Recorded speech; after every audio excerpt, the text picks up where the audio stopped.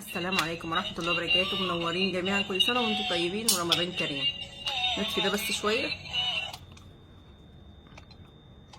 طبعا انا طالعة اتكلم في حاجة مهمة عشان شوية رسائل كده بتيجي غريبة. اول حاجة، الناس اللي بتسأل عليا، ميرسي ليكم في الفيس. ميرسي ليكم، انا الحمد لله كويسة وبخير، وهتلاقوني موجودة هنا على التيك توك في بعض اللحظات في شهر رمضان كده. هتلاقوني موجودة، هتلاقوني موجوده. ممكن تلاقوني في جستات كده بالليل الصبح على حسب ما دماغي، يعني على حسب وقتي الفاضي. طبعا انتوا عارفين ان انا في رمضان ما ببقاش فاضيه، ما بين البيت وما بين العباده وما بين، يعني انا بحب انتهز فرصه شهر رمضان. شهر رمضان هو 30 يوم في السنه، مش هنضيعه مع تفاهات. هم عتق من النار ورحمه ومغفره. ما ينفعش نضيع الحاجات دي على شويه تفاهات، على قلنا وقالوا وعدنا وعادوا وفلانه قالت عليكي وفلان نزل كذا وفلان عمل كذا. خليهم، انا بكسب حسنات على قفاهم، باخد حسناتي وحسناتهم عادي as you like. مفيش، ما عنديش مشكله. لكن مش هضيع صيامي ولا هضيع حسناتي عشان خاطر اشكال زي كده. بالعكس، انا باخد من حسناتهم يعني. فمش فارق معايا، اللي يقول يقول. هم ناس ما عندهمش ادنى مسؤوليه للشهر الكريم. وانتوا عارفين السنه اللي فاتت انا لما واحده دخلت شتمتني، السنه اللي فاتت وقت فطاري، طبعا الفرق بيني وبين مصر توقيت ساعتين، واحده دخلت شتمت، انا مردتش عليها وايه اللي حصل بعد كده؟ اتفضحت واتبهدلت. وانا كنت قايله لها انا هرد عليكي بعد العيد، يعني انا قايله لها هرد عليكي بعد العيد كمان، بعد ما اخلص بقى يعني اصوم وكمان اعيد، بعدين افضلك وارد عليكي. فايه اللي حصل لها؟ اتبهدلت قبل ما انا حتى اعمل فيها حاجه. فربنا كبير، ربنا ما بيسيبش حق حد. فسيبكوا من الناس اللي هي بتقعد تتخانق وتقعد تعمل حوارات وعايزيننا نرد عليهم. احنا بنرد عليهم طول السنه، طول السنه بنديهم على دماغهم، طول السنه يعني 11 شهر مروقينهم. فخلينا في الشهر ده هادين كده وريلاكس وحلوين وجمال، وخلينا نخرج من الشهر ده مجمعين اكبر قدر من الحسنات، واخدين كل حسناتنا اللي احنا بنتمناها. يمكن ربنا ياخد امانته خلال الشهر، يمكن ربنا ياخد امانته، يبقى احنا اتغفر لنا كل ذنوبنا. يعني ربنا غفور رحيم. ادعوا ربنا، ادعوا ربنا كتير، اقروا قرآن، انتهزوا فرصة الشهر ده، تسابقوا على الخير، تسابقوا على الخير مش على الشر. بلاش الناس اللي بتيجي تقول لنا فلانة قالت فلانة عملت. تعالي لي، انا كده كده بعرف كل حاجة وانا قاعدة مكاني، من غير ما انت تيجي تقولي لي. على فكرة انا بعرف كل حاجة، انا ليا عيون في كل مكان، ليا اصحاب بيجمعوا كل الكلام ده، بس عارفين ان رانيا مثلا في وقت معين، خلاص رانيا في الوقت ده ملهاش مزاج ترد على حد، رانيا تعبانه مثلا. فالحمد لله، افتكار ربنا في كل الاحوال رحمه، وبيخفف عننا ذنوب كتير، وبيخفف علينا حاجات كتير. فانتوا ما تكونوش سبب ضغط على الناس. يعني انتوا حتى برضو لما تشوفوا اي حاجه مش لازم تبعتوها على الشتات وتقولوا ده في كذا وفي كذا، لان ببساطه جدا الناس اللي بتعمل كده هم عايزين كده، هم عايزين دايما يكونوا متشافين على حسنا وعلى قفا ردنا. ما هو احنا لما بنرد عليهم بنفتح ايه؟ مجال للرد، هات وخد هات وخد، صد ورد صد ورد. لا بس احنا في شهر رمضان، في شهر رمضان اصلا ما ينفعش نتلفظ بلفظ خارج. في شهر رمضان ما ينفعش ننم. يعني حتى لما بتعدي كده من عند اي حد بيتكلموا على حد، حاولي ان انت تمشي، لان اصلا ما ينفعش تاخدي اي سيئه. هو مش شهر رمضان بس ساعه الصيام بس، لا، ده هو مش عشان الصيام، مش عشان بس الاكل والشرب، الصيام عن الجوارح كمان، الصيام عن الشهوات، الصيام على كل حاجه احنا بنعملها في الايام العاديه. فلازم ننتهز فرصه الشهر. انا عن نفسي بعمل كده، عشان كده انا دايما ببعد عن كل حاجه ممكن يكون فيها مشاكل طول شهر رمضان. واي حد بيهوب ناحيتي انا بعرف اروق عليه بس بعد شهر رمضان، وعندي اللي بيروق عليه عادي في شهر رمضان.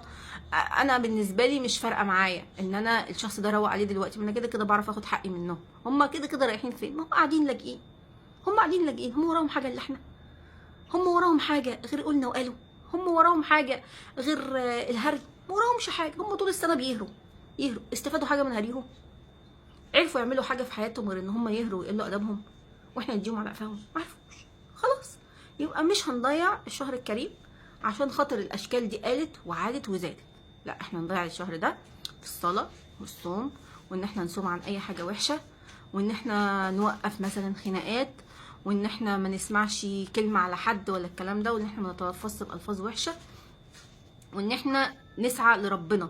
الوقت اللي كنا بنعمل فيه كذا لا نصلي فيه، الوقت اللي كنا بنعمل فيه كذا لا نقرا قران فيه، نخلص جزء مثلا في القران، نقعد ندعي ربنا، نسبح، نقرا ادعيه، في ادعيه كتير جميله، نسمع قصص انبياء، نستفاد ونفهم ديننا كويس قوي. احنا يا جماعه دايما مقصرين، دايما مقصرين، ومهما عملنا هنفضل مقصرين.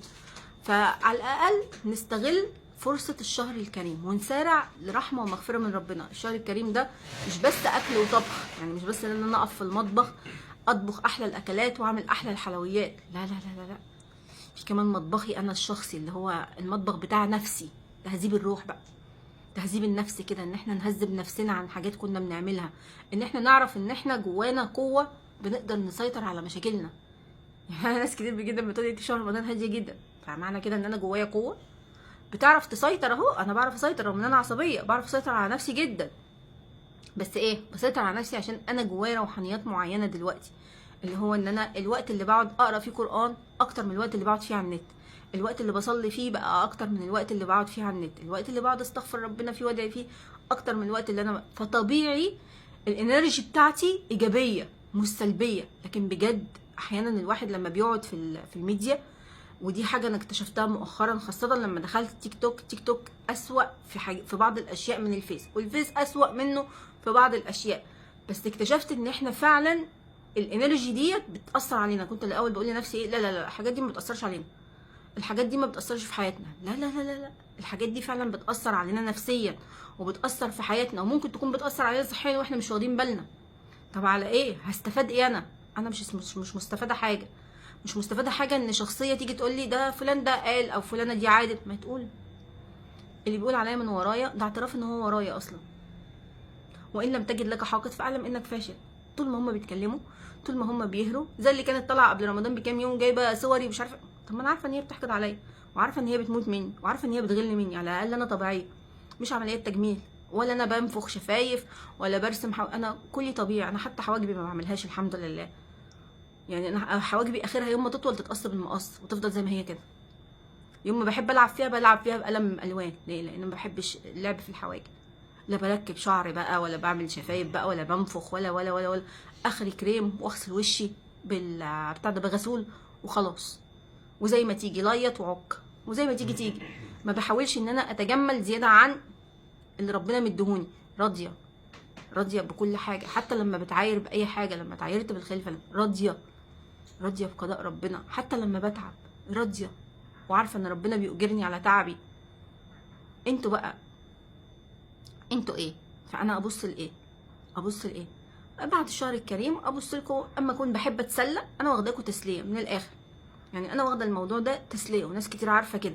لما ببقى متضايقه وعندي طاقه عظيمه للهبد وعايزه اتسلى برد، عايزه اتسلى كده، طاقه عظيمه للهبد، برد وبروق اللي عايز يتروق، وبسفلتكم باخدكم غسيل ومكوى، غسيل ومكوى، غسيل ومكوى، غسيل ومكوى، شك شك شك شك شك شك شك شك شك كده اهو، غسيل ومكوى. لكن لما يكون ما عنديش انا كرانيا وقت فاضي، ما يكونش عندي طاقه للهبد، ما يكونش عندي مساحه ان انا اهبد وعايزه اقضي فروضي، لا طبعا انا مش هبص لكم ولا هعبركم. طبعا عايزه اقول لكل الناس اللي بتحبنا كل سنه وانتم طيبين ومن القلب قريبين ورمضان كريم، وعايزه كل حد ليه حد مريض اقول له ربنا يشفيه ويعافيه، وعايزه اقول لكل حد بابا او مامته ماتوا في الاوقات دي، لان في بنوته معانا باباها توفى اول امبارح تقريبا، فباباكي توفى في وقت رحمه ومغفره وعتق من النار، توفى في افضل اشهر السنه، ربنا يرحمه ويرحم اموات المسلمين جميعا، ويا رب ما تفرق حد عن احبابه، وربنا يحفظ لي اهلي، يحفظ لي بابا وماما، ويحفظ لي اخواتي،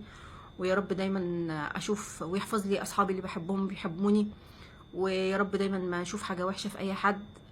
يلا، وكان معكم رانيا سمير، والسلاماتي وتشوفوا الكاكاو، واللي متغاظ مننا يعمل زينا، وهري يا مهري وانا على مهلي.